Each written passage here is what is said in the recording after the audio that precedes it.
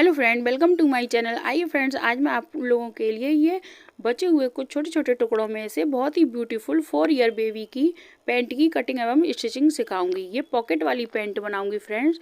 तो देखिए फ्रेंड्स, इसकी लेंथ है 18 इंच और ये इस तरह से ये 4 टुकड़े अलग अलग हैं। एक ही कपड़े में से बची हुई ये टुकड़ी हैं। अब हमें नीचे बॉटम के लिए मार्किंग करनी है, तो 4 इंच हम इसकी विड्थ रखेंगे बॉटम की और 1.5 इंच पर हम फोल्ड करने के लिए इस तरह से मार्किंग करेंगे। उसके बाद फ्रेंड्स देखिए, ये 18 इंच लेंथ है इसकी कपड़े की, तो इसमें से हमें 2 इंच ऊपर इलास्टिक के लिए नेफे को फोल्ड करना है, तो उसके लिए हमें 2 इंच पर मार्किंग करनी है। आप चाहें तो कमर कर लें, जितनी चौड़ी इलास्टिक लगाएंगी उस हिसाब से थोड़ा कपड़े को कमर कर सकती हैं, और जिस हिसाब से आपको बेबी की लंबाई रखनी है उस हिसाब से लंबाई कमर कर लें।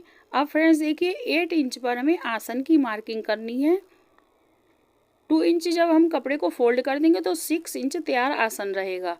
अब इसकी इस तरह से हल्की सी गोलाई कर देंगे और इस गोलाई से नीचे बॉटम पर जो हमने मार्किंग की थी उसे इस तरह से मार्किंग करेंगे।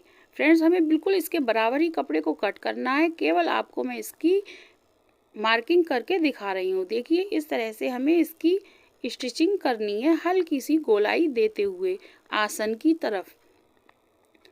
ये परफेक्ट हमारी पैंट की मार्किंग हो गई। अब इसकी कटिंग कर देंगे। इसकी कटिंग करने के बाद फिर मैं आपको बताऊंगी कि कितनी बड़ी हमें बेबी के लिए पॉकेट बनानी है, उस पॉकेट को किस तरह से इसमें अटैच करना है। बहुत ही आसान और सिंपल तरीका है। बचे हुए कपड़े में से इस तरह से आप बेबी के लिए बहुत ही ब्यूटीफुल पैंट बना सकती हैं। घर पर ही आसानी से पैंट बना लेंगी और पैसे की बचत भी कर लेंगी।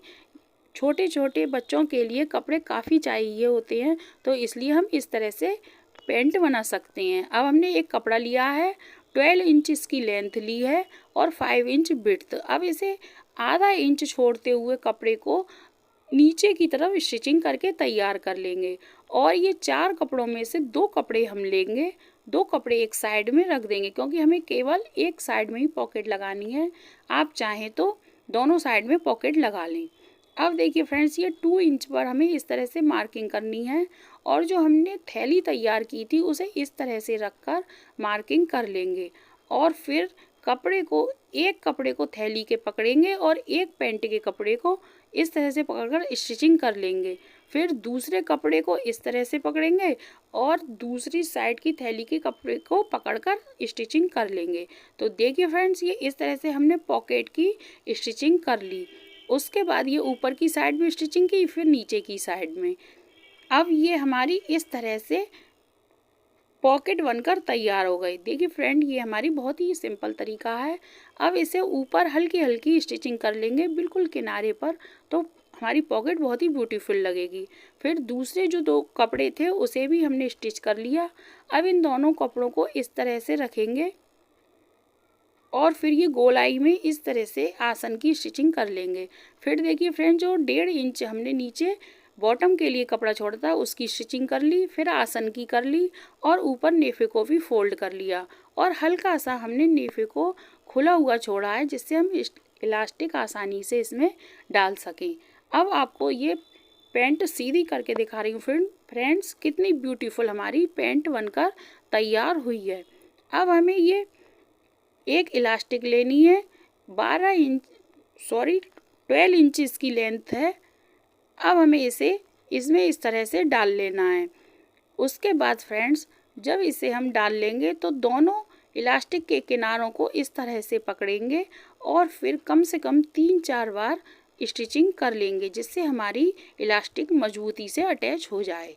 अब देखिए फ्रेंड्स, ये हमारी पैंट बिल्कुल बनकर तैयार हो गई और इसकी अब मैं आपको पॉकेट दिखाऊंगी कि पॉकेट भी हमारी इसमें देखिए इस तरह से ये पॉकेट है।